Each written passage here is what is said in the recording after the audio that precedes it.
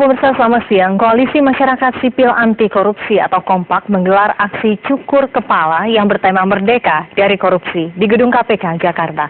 Kita bergabung dengan Silvano Hajid dari sana. Silvano, bagaimana jalannya aksi cukur kepala ini dan siapa saja tokoh yang ikut dalam aksi kali ini? Ya, Vesi, aksi cukur kepala ini sudah berlangsung beberapa saat yang lalu.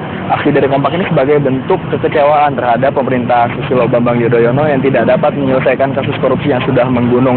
Di sini juga ada beberapa tokoh yang tadi dicukur rambutnya. Ada Fajrul Rahman, ada Tamrin Tamagola, juga ada Effendi Ghazali dan Sujiwo Tejo serta beberapa tokoh lainnya. Di sini juga selain ada tumpengan, di sini juga ada Melanie Subono dengan beberapa lagu dan band akustiknya yang mengiringi aksi cukur rambut ini. Selain itu juga di sini ada beberapa bendera sebagai simbolik dari beberapa kasus korupsi yang ada di Indonesia. Nah, orang-orang yang sudah dicukur atau tokoh-tokoh yang sudah dicukur atau dipelontos ini akhirnya mengambil beberapa bendera itu sebagai bentuk dari kekecewaan mereka. Selanjutnya rambut hasil dari cukur ini nantinya akan dikumpulkan dan akan langsung dikirim kepada Susilo Bambang Yudhoyono sebagai kado untuk Presiden hari ini. Dan saat ini saya sudah bersama dengan salah satu tokoh yang tadi dicukur rambutnya, Fajrul Rahman. Selamat siang, sore. Oke, baik. Pak Fajrul, ini apa sih tujuannya mempelontos rambut atau tepatnya lebih mencukur rambut gitu, Pak?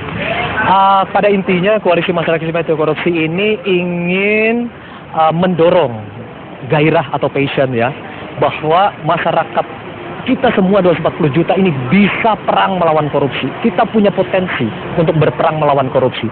Jangan biarkan korupsi merajalela sehingga orang-orang seperti Nazarudin itu berkembang biak, orang-orang seperti yang ada di DPR, kemudian juga dalam kasus Senturi berkembang biak. Jadi jangan takut apabila korupsi ini merajalela, kita tidak perlu mengutukinya, yang perlu kita melawannya, walaupun hanya sedikit, yaitu memberikan gairah bahwa kita akan bisa melawannya. Dan inilah kami datang ke sini memberikan semacam pengorbanan pada rambut kami ya, dari Koalisi Masyarakat Sipil 9 orang, dengan pesan, mari kita berperang melawan korupsi, jangan takut melawan korupsi. Dan pesan ini juga yang harusnya kami sampaikan kepada Pak Susilo Bambang Yudhoyono yang berulang tahun pada hari ini. Susilo Bambang Yudhoyono, Anda adalah Presiden Republik Indonesia.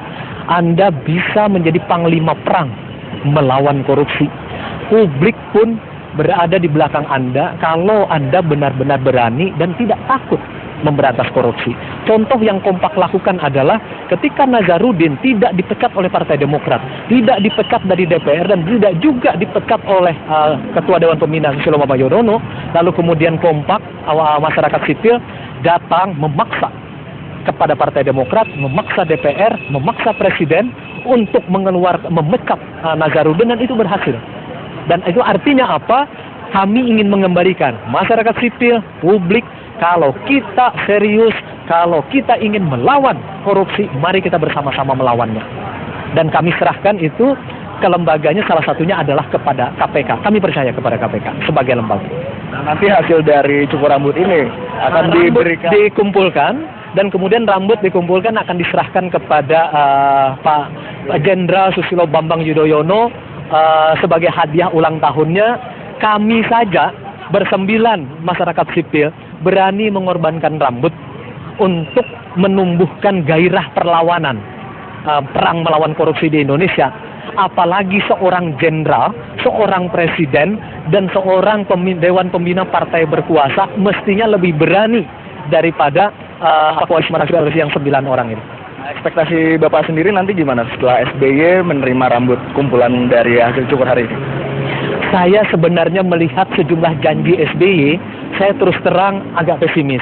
Misalnya janji SBY agar membongkar kasus Senturi seterang benderangnya, sampai hari ini yang terjadi bukan terang benderangnya tapi semacet-macetnya.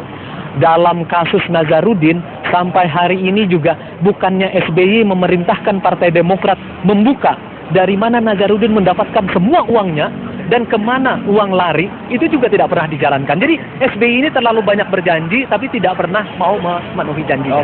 Oke, terima kasih. Terima kasih. Semoga nyaman dengan rambut barunya.